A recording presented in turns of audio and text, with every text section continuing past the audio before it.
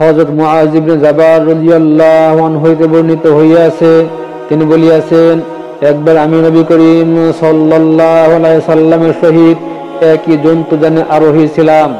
আমার ও তাহার মধ্যে পৃষ্ঠসজ্জার পর 7 ভাগ ছাড়া অন্য কোনো ব্যবধান ছিল না। অর্থাৎ নবী করিম সাল্লাল্লাহু সাল্লামের পশ্চাতে অতি নিকটে বসিয়াছিলাম। চলিতে চলিতে তিনি আমাকে ডাকিলেন এবং বলিলেন, হে মুআয ইবনে জাবাল। আমি উত্তরে বলিলাম, বলুন হুজুর, আমি আপনার সম্মুখে উপস্থিত আছি। ইহার পর কিছুদূর অগ্রসর হইলেন, অতঃপর আবার আমাকে ডাকিলেন, হে মুআয ইবনে জাবাল। আমি বললাম, আদেশ করুন হুজুর, আমি আপনারই খিদমতে হাজির। অতঃপর আরো কিছুদূর অগ্রসর হইলেন এবং পুনরায় ডাকিলেন, হে মুআয ইবনে জাবাল। আমি বলিলাম, ইরশাদ করুন হুজুর, আমি শুনিতেছি। অতঃপর এই তৃতীয়বারে নবী করিম সাল্লাল্লাহু আলাইহি সাল্লাম বলিলেন, তুমি কি জানো জনগণের উপর আল্লাহ তাআলার কি অধিকার রহিয়াছে? আমি বলিলাম, আল্লাহু ওয়া রাসূলুহু আ'লাম, তাহা আল্লাহ এবং তাহার রাসূলই ভালো জানেন। তিনি বলিলেন, জনগণের উপর আল্লাহ তাআলার এই অধিকার রহিয়াছে যে জনগণ একমাত্র আল্লাহর বন্দিগি ও দাসত্ব করিবে এবং তাহার সহিত অন্য কাহাকেও শরীক করিবে না। কিছু দূর অগ্রসর হওয়ার পর তিনি আবার ডাকিলেন, হে মুআয ইবনে জাবাল। আমি বলিলাম, বলুন, আমি উপস্থিত আছি ও শুনিতেছি। তিনি বলিলেন, তুমি কি জানো মানুষ যদি আল্লাহ তাআলার এই অধিকার আদায় করিয়া দেয়, তাহা হইলে আল্লাহ তাআলার উপর জনগণের কি অধিকার হইতে পারে? আমি বলিলাম, আল্লাহু ওয়া রাসূলুহু আ'লাম, তাহা আল্লাহ এবং তাহার রাসূলই ভালো জানেন। তিনি ইরশাদ করিলেন, আল্লাহর উপর জনগণের অধিকার এই যে আল্লাহ তাহাদিওকে আযাবে নিক্ষেপ করিবেন না। বুখারী, মুসলিম। আলোচ্য হাদিসের কয়েকটি কথা ব্যাখ্যা সাপেক্ষ। এক, হযরত মুআয রাদিয়াল্লাহু আনহু মূল হাদিস বর্ণনা করিবার পূর্বে নবী করিম সাল্লাল্লাহু আলাইহি সাল্লামের সাথে একই জন্তুযানে আরোহিত ও তাহার পশ্চাতে অতি নিকটে উপবিষ্ট হওয়ার কথা যে বিশেষ ভঙ্গিতে প্রকাশ করিয়াছেন, তাহার কয়েকটি কারণ থাকিতে পারে।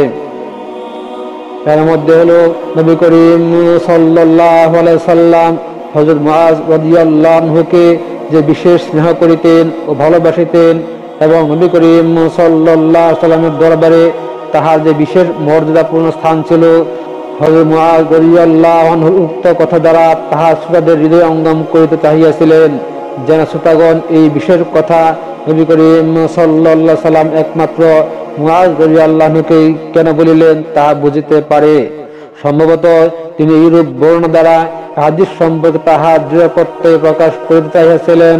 এর অর্থাৎ তিনি হয়তো বুঝাইতে চাহিয়াছিলেন যে হাদিসটি শ্রবণ করার সময় আমি অতি নিকটে ছিলাম ও খুবই মনোনিবেশ সহকারে শুনিয়াছিলাম বলিয়া ইহার প্রত্যেকটি অংশই আমার মনে স্পষ্টরূপে সুরক্ষিত হইয়া রহিয়াছে। প্রেমিক ও শ্রদ্ধাশীলগণ সাধারণ প্রিয়তম ও শ্রদ্ধেয় লোকদের সহিত নিজেদের বিশেষ সম্পর্ক ও সংসর্গের কথা মনের ঐকান্তিক নিষ্ঠা, শ্রদ্ধা ও ভালোবাসা সহকারে উল্লেখ করিয়া থাকেন। হযরত মুআয রাদিয়াল্লাহু আনহু এই হাদিসটি বর্ণনার সময় সম্ভবত সেই জন্যই অবস্থার এরূপ বর্ণনা দিয়েছিলেন। নবী করিম সাল্লাল্লাহু আলাইহি সাল্লাম কিছু কিছু সময়ের ব্যবধানে হযরত মুআয রাদিয়াল্লাহু আনহুকে 3 বার ডাকিয়াছেন, কিন্তু তিনি যাহা কিছু বলিতে চাহিয়াছিলেন তাহা তৃতীয়বার ইরশাদ করিয়াছেন এবং আরো কিছু সময় অপেক্ষা করার পর চতুর্থবারে তাহার কথা দ্বিতীয় অংশ বলিয়াছেন। ইহার কারণ এই যে নবী করিম সাল্লাল্লাহু আলাইহি সাল্লাম সম্ভবত এই অত্যধিক গুরুত্বপূর্ণ কথাটি শুনিবার জন্য হযরত মুআয রাদিয়াল্লাহু আনহুকে পূর্ণ উদ্গ্রীব, উৎপন্ন ও মনের দিক দিয়া প্রস্তুত করিয়া তুলিতে চাহিয়াছিলেন। অথবা নবী করিম সাল্লাল্লাহু আলাইহি সাল্লাম হয়তোবা এইরূপ গুরুতর কথা হযরত মুআয রাদিয়াল্লাহু আনহুকে বলিবেন কিনা তা বিশেষভাবে চিন্তা করিতেছিলেন এবং শেষ পর্যন্ত যখন বলিবার সিদ্ধান্ত করিলেন তখন শেষবারে মূল বক্তব্য ইরশাদ করিলেন। মূল হাদিসটি খুবই সংক্ষিপ্ত। তাহা এই যে জনগণের উপর আল্লাহর হক অধিকার এই যে তাহারা আল্লাহর ইবাদত ও বন্দিগি করিবে এবং তাহার সহিত কাহাকেও শরীক করিবে না। আর তাহারা যখন আল্লাহর এই অধিকার যথাযথরূপে আদায় করিয়া দিবে তখন আল্লাহ নিজেই জনগণের এই অধিকার নিজের উপর ধার্য করিয়া লইয়াছেন যে তিনি তাহাদিগকে আযাবে নিক্ষেপ করিবেন না। হাদিসে উল্লেখিত আল্লাহর ইবাদত করা, শিরক না করার অর্থ প্রকৃতপক্ষে দিন ইসলামকে পূর্ণরূপে নিজেদের পূর্ণাঙ্গ ব্যবস্থা হিসাবে গ্রহণ করা ও তদ অনুযায়ী জীবন যাপন করা। আর যেহেতু সেকালে ইসলাম ও কুফরের মধ্যে তাওহীদ ও শিরকি পার্থক্য প্রাচীর দাঁড় করিয়ে দিত, তাই এই হাদিসে এবং এই অর্থের অন্যান্য হাদিসেও উহা ব্যক্ত করার জন্য এই তাওহীদ ও শিরকের উল্লেখ করা হইয়াছে।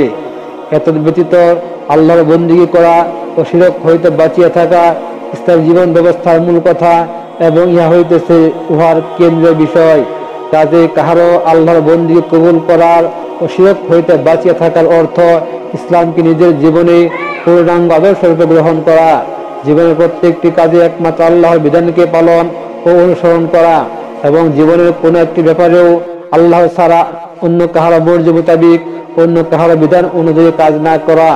আর এই রূপে ইসলামকে যে ব্যক্তি কবুল ও পালন করিতে পারিবে, আল্লাহ নিশ্চয়ই তাহাকে সকল আযাব হইতে রক্ষা করিবেন এবং বেহেশতে স্থান দিবেন ইনশাআল্লাহ। কিন্তু ইহার অর্থ এই নয় যে কেবল আল্লাহর প্রতি ঈমান আনায় বুঝি বেহেশতে যাওয়ার জন্য যথেষ্ট। নামাজ, রোজা ইত্যাদি ইসলামের হুকুম আহকাম বুঝি পালন করিতে হইবে না, বরং অন্য হাদিসে আল্লাহর বন্দিকে কবুল করা ও শিরক হইতে বাঁচিয়ে থাকার সঙ্গে নামাজ আদায় করা ও রোজা রাখা ইসলামের পূর্ণাঙ্গ বিধান পালনের প্রয়োজনীয়তার কথা উল্লেখিত হইয়াছে।